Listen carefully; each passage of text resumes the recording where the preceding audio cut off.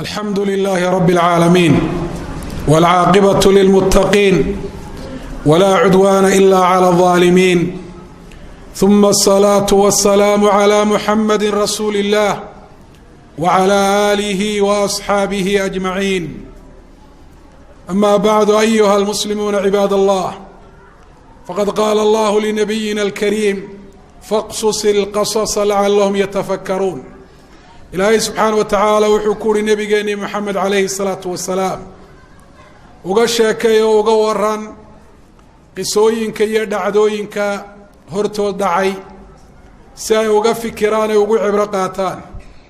nebi moxamed calayhi salaatu wasalaam isagoo u hoggaansamaya amarka ilaahay wuxuu ummaddiisa u sheegay qisooyin badan oo uu ka sheegay ummadii hore, qisooyinkaasi oo xambaarsan cibrooyin wax lagu qaato, isla markaana tusinaya cashare iyo duruus qofka muslimkaa noloshiisa raad ku yeelanaya.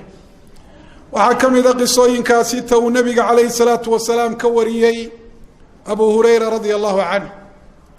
wuxuu uhi nebigu calayhi salaatu wasalaam: kaana rajulaani fii bani israa'iila mutawaakhiyeyn. reer banu israa'iil waxaa ka mid ahaa laba nin oo iska soo horjeeday xagga qasdiga iyo xagga camalka labadaba. fakaana axaduhumaa yudnib wاlaakharu mujtahidun fi اlcibaada. midkood wuxuu ahaa mid dembaabo ilaahay caasiya subxaana wa tacaala, ka kalena wuxuu ahaa mid cibaadada aada ugu dadaala. fakaana laa yazaalu lmujtahidu yara alaakhara cala اdanb. kaa cibaadada iyo wanaagga ku dadaalayay mar walba wuxuu arki jiray ka kale oo samaynaya dembiyo iyo wax ilaahay u diiday. fayaquulu aqsir, waa waanin jiro wuxuu odhan jira war dembiga iska daa, ka gaabso waxa ilaahay kuu diiday. fawajadahu yowma calaa danbin faqaala lahu aqsir. maalin maalmaha ka mida ayuu arkay isagoo dembi samaynaya, macsiyo xaaraan ah. waa waaniyo war ka gaabsa buu yidhi. faqaala khaliinii warabbii abucidta calaya raqiiba. war aniga iyo rabbigay noo kala dhex bax buuri, aniga iyo rabbigay sukaaya daa. ma waxaa laguu soo diray aniga inaad ilaaliso ood gaadhiga hayso? faqaala wallaahi laa yakfiru allaahu laka. wuu dhaarto wuxuu uhi ilaahay baan ku dhaartaye ilaahay kuu dembi dhaafi maayo. aw laa yudkhiluka allaahu ljanna, ama wuxuu ihi ilaahay janno ku gelin maayo, waa naar meesha aad tegaysaa. taasuu ku dhaartay. faqabada allaahu aw faqubida arwaaxuhumaa faijtamaca cinda rabbi alcaalamiin. labadiiba waa geeriyoodeen.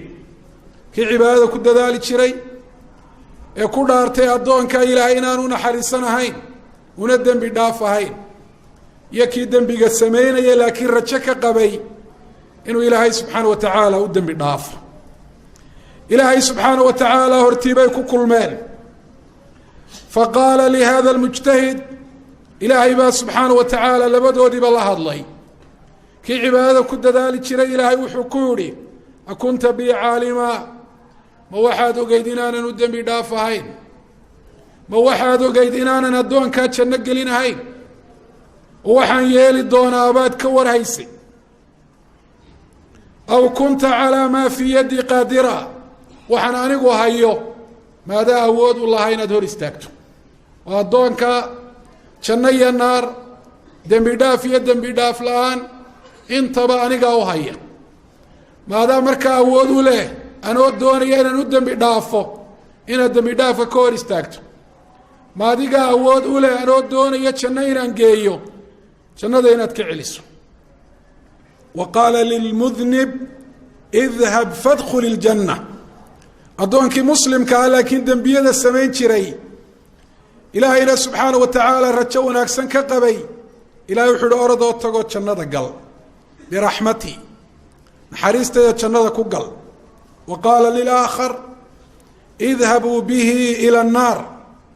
kii kale camalkii wanaagsanaaye uu samayn jiray ka qaaday cujbiga iyo isubogitaanka iyo naxariista ilaahay inuu koobo, addoomaha ilaahayna inuu xaqiro, waxaanu war u haynina inuu ka waramo oo axkaam aanu cilmigeeda ahayn u rido ilaahay wuxuu ihi kaxeeya oo naarta geeya.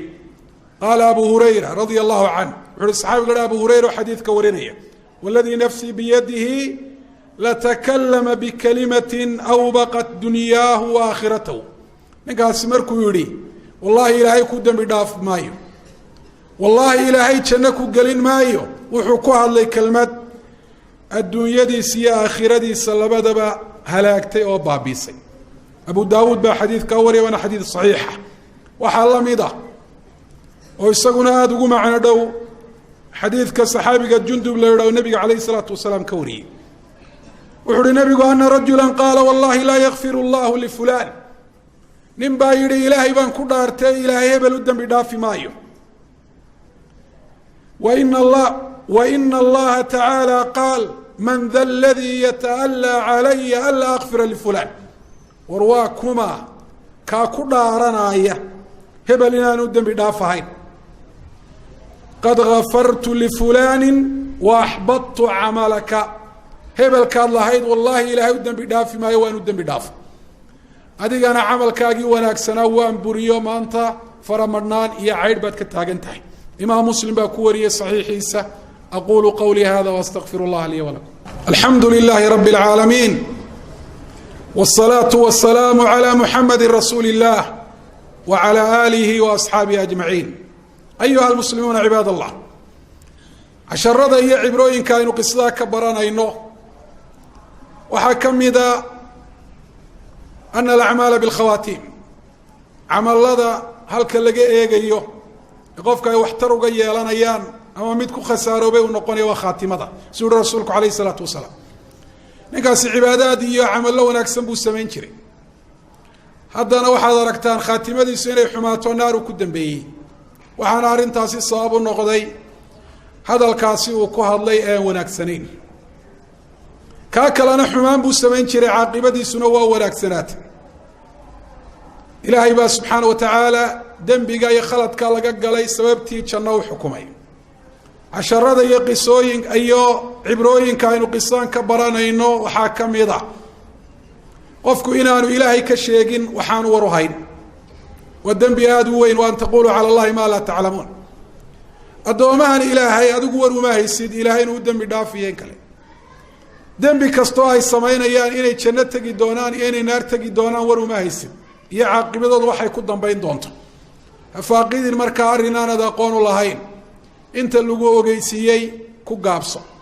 waxaynu ka baranaynaa qofka muslimkaa karaahiyada iyo nacaybka uu qabo macaasida iyo xumaantu waa inaanay kalifin inuu isagu xuduudda ka tallaabo oo uu ku hadlo ama uu sameeyo wax ilaahay subxaana wa tacaala aanu ogolayn oo dhibkiisu isaga dib uu ugu soo noqdo.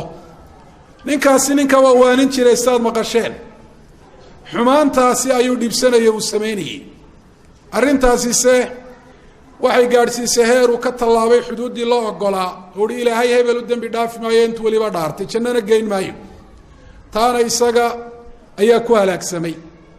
qofka muslimka waxaynu ka barayna waxaa ka mid ah hadduu yahay qof muslima oo muwaxida oo camal wanaagsan sameeya, marna waa inaanu isu bogin oo mar walba uu isu arko heerkii laga rabay inaanu gaadhin oo camalkiisuna aanu dhammaystirmin. addoomaha ilaahayna waa inaanu xaqirin. waxaa laga yaabaa kuwa adigu muuqaal ahaan diiniyan aada isleedahay waad ka wanaagsan tahay, inay adiga xaqiiqatan ay kaa wanaagsan yihiin, darajada ilaahay agtiisa ay ku leeyihiinna ay ka sarrayso ta adigu ilaahay agtiisa aad ku leedahay. qofna ha xaqirin, raxmadda ilaahayna ha cidhiidhi gelinin. naftaadana meelaanad ogeyn ha u xukumin. sidaasoo kale addoomaha ilaahayna eed adigu hoos aada u eegeyso. qofka muslimkaa inkastoo wanaaggiisu uu gaadhsiisan yahay tawaaduc iyo is-hoosaysiin baa la gudboon, iyo addoomaha ilaahay inuu ka istaago mawaaqifta sharciga ah. xumaanta ka waani, wanaaggana ugu yeedh. waad dhibsanaysaa macaasida iyo gafafka ilaahay uu ka gelayo, laakiin marnaba adigu janno isu xukumi maysid, isagana naaru xukumi maysid. adigu dembi dhaaf isu qoondayn maysid, isagana ku xukumi maysid ilaahay subxaana wa tacaala inaanu dembi dhaafahayn. arrinta noocaasi iyo halista uu rasuulkeenu calayhi salaatu wasalaam inoo sheegay ayay leedahay. marka ilaahay subxaana wa tacaala addoomihiisa waxaad ula dhaqantaa inta ilaahay sida ilaahay ku ogol yahay, waxaanad ku xukumtaa axkaamta ay u xukumtay shareecada islaamku. taa macnaheedu ma aha in dadka lagu dhiirigelinayo macaasida iyo xumaanta inay sameeyaan. waynu ognahay ilaahay siduu addoomihiisa uga waaniye ugaga digay, caaqibadeeda xunna ugu sheegay. saasoo kale rasuulku calayhi salaatu wasalaam kuwa iyaga meelo kalea lagula hadlay oo lagu waaniyey, oo cidhibta xune macasidooda adduun iyo aakhiraba ka dhalanaysa loogu sheegay.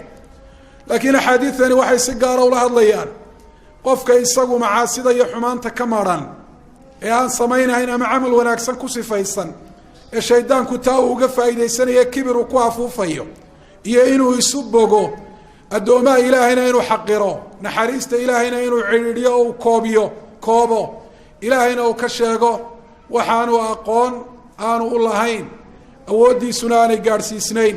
allahuma salli calaa nabiyina muxamed wacalaa aali nabiyina muxamed kama sallayta calaa ibraahima wacalaa aali ibraahim, wbaarik calaa muxamedi wacalaa aali muxamed kama baarakta calaa ibraahima wacalaa aali ibraahima fi lcaalamiina inaka